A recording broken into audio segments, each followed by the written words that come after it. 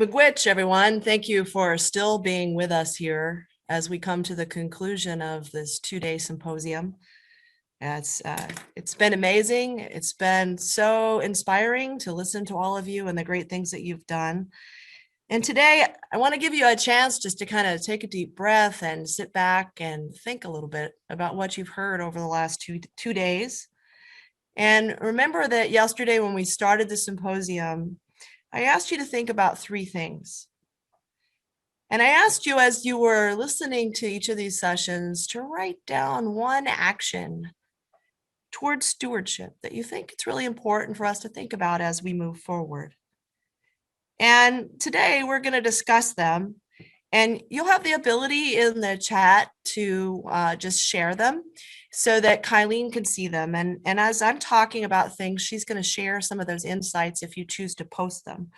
So please do that, because the whole point of this last session is to give you a chance to brainstorm a little bit, to share a little bit about how you're feeling, and to help us look towards that future of Apostle Islands National Lakeshore by 2050. And yesterday, the 3 questions I asked you were really very different and for different reasons.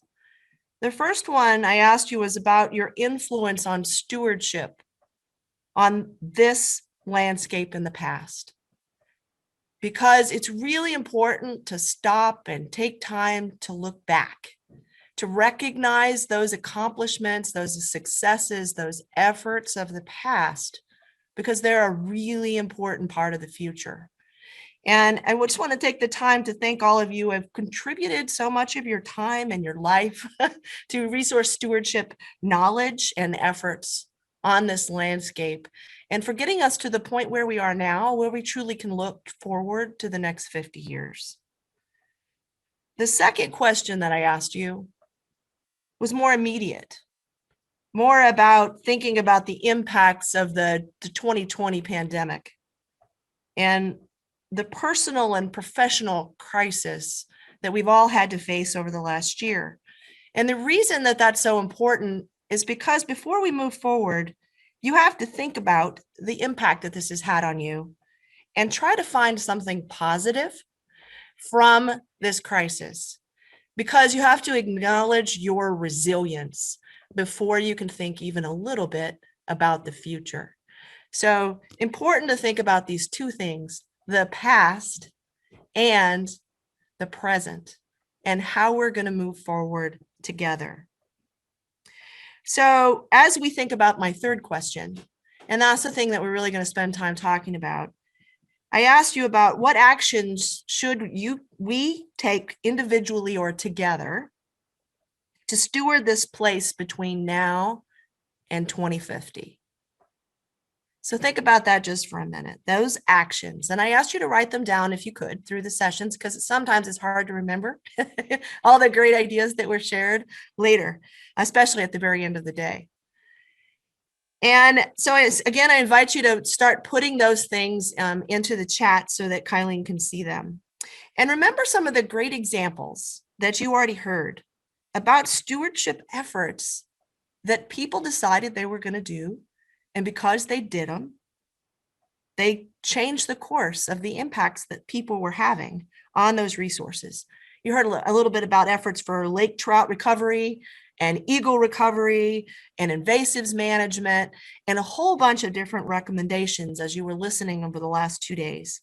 And it's really important to have hope and to be positive, both about our responsibilities, but the possibilities, because we've heard from many people how important it is for people to understand what's happening and begin to address what we can do about it, because we truly can have an influence on the future health of this planet and of this place.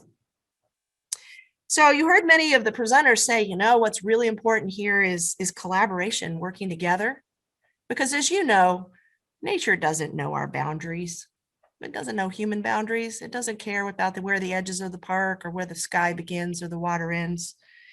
It is all on this landscape about collaboration, and stewardship has to start there to protect our watersheds, our forests, our shorelines, all the habitats. It's critical.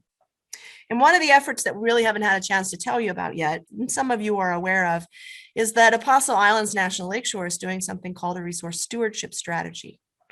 And what's really great about a resource stewardship strategy is it's a chance to look back, to look at what's happening today, to look at the challenges, to listen to all the people that have been studying this landscape for so long, to look around us at what all the people around us have already said is really important to do next, and to try to integrate it all together.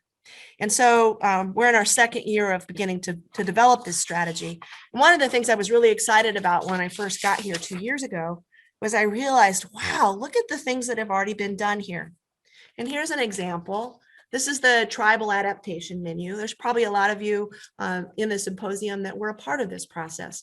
And a number of us on the park staff were able to participate in training before the pandemic started to help us understand how you think about stewardship from an Ojibwa perspective. And this was a really great training and great tool and a great beginning for our thinking for our stewardship strategy. So miigwech for that effort. And I also found this climate vulnerability assessment, something obviously many of you have worked on with Glyphwick. And I was so excited to go through this and get a sense for that perspective about climate change and thinking about vulnerability assessment. And then I found something that I was really excited about as well. And this is the Treaty Natural Resources Plan created by Redcliffe. It's a stewardship plan that looks at the next 10 years of stewardship. And I'm going to try to say this in Damon and Dylan. I'm going to apologize if I say it wrong. There's a really unique title on this plan, and it's called Ganawinjagade. And underneath it says, it is taken care of, protected. We take care of, protect, keep it. And this was one of the first management plans that I read when I got here. And I thought, wow, what a great foundation for us to begin to look at very inclusive stewardship of this place and the care of it. And so it's been exciting to work with all the people on this process. And a lot of the reason that we actually did this symposium was to listen to everybody, give you a chance to voice some of your ideas about what should we be thinking about next. So what I'm going to do is I'm going to run through some of the different sessions that we've talked about and encourage you when I get to that topic to put something over in that chat that says this is an action related to that is a great idea that you want to share with us. So please do that as we go through this. And really for us, this is kind of like having a prescription for stewardship. What are the things that we're going to spend the time and the money and our efforts on in the next 10, 20, 30 years as we look forward to stewardship on this landscape? And yesterday you heard Julie Van Stappen talk about the foundation of resource management and how important that is moving forward. And you might have some ideas about that resource management program. We are obviously thinking about big issues like what are we going to do when there are new invasives that arrive here that we didn't know were going to come? And we know that we need to help continue monitoring on the landscape to know when things are changing or if something happens to a population on the landscape. But you might have some ideas that you'd like to contribute now about resource management after listening to Julie's presentation. She also introduced you to the importance of the geology and the sandscapes on this landscape. Obviously, it attracts many people from around the world to be interested in this place, but those sandscapes are very fragile. And we're very concerned about the fact that so many people are using them for so many different purposes. So when we think about stewardship here, that's clearly something we're thinking about. And if there's something else you want us to include, now's a chance to write something about either the sandscapes, the geology, or the resource management. You also heard about the aquatic ecosystems and water quality, fisheries, bathymetry, coastal wetlands, conversations about all those things with Brenda and Brad and Jay and Sarah and Matt. And thanks so much to them for sharing their insights on those things. And you heard a little bit about some of the issues associated with those environments and things like algal blooms and plastics and invasives like the lampreys. Things that we need to go, what is a tangible way that we can begin battling these things moving forward or continue the things that have already started to work. So if you have something that you want us to think about for aquatic ecosystems or water quality, now's your chance to make a comment from that list that I ask you to keep through the symposium.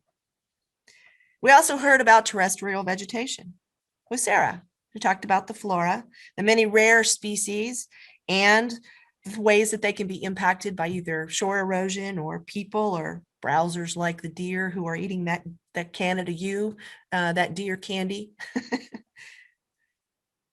We also heard a little bit about terrestrial wildlife, or maybe a lot, about the songbirds, the piping plovers, the amphibians, the carnivores, the small mammals, the martins, the list goes on and on.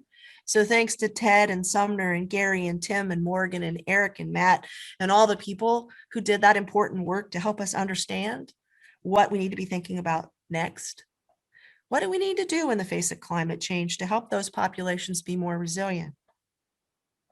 What new things are going to arrive soon that we weren't expecting? What things might become less abundant as the conditions here begin to change? There's many, many things to think about related to the wildlife. You also heard Dave Cooper talk about cultural landscapes and historic structures and museum collections, all the things that we are entrusted with here on this landscape. And how do we best protect them? Those human stories, those connections that so many of you, all of you, have to this place, and connections that are deeply rooted for hundreds of years in this landscape. And how do we invest in historic preservation as we're moving forward when we have hundreds of historic buildings in this park? One of the things you heard Dave say was partnerships, creative thinking, working together, a little by little to take care of these things. We also heard Don talk a little bit about archaeology and encourage us to think about what do we need to be thinking about in the future. We already know the high water on the lake is impacting everything on the shoreline, and anything like the archaeology that happens to be near it is affected. But what else do we need to be thinking about as we move forward? We were fortunate enough to have Dylan join us to talk about traditional ecological knowledge. And we have to think now, how do we respectfully apply it? And how do we think about fire on this landscape as a traditional practice that needs to continue? And where do they fit into our future stewardship decisions? We also had a chance to talk about climate change, the assessments that have been done, the recommendations, the things that we have to think about that are those big challenges coming forward with Stephen and Peggy. So what do we need to do now to be most resilient in our responses to climate change? And how do we make it something that's not this big, daunting, hard to think about thing, and make it into small, tangible things that we can measure and know that we're making progress, that we're working together to manage something big, to make it small enough that we can wrap our minds around it and move it forward a little bit every year. And we had a great ending thinking about stewardship, education and outreach. We had a chance to look at the programs with Steve and Ian and Tobin that truly are changing that next generation and building that next generation of stewards, making that relationship with this place personal. So all of these things together have built an amazing foundation for us moving forward.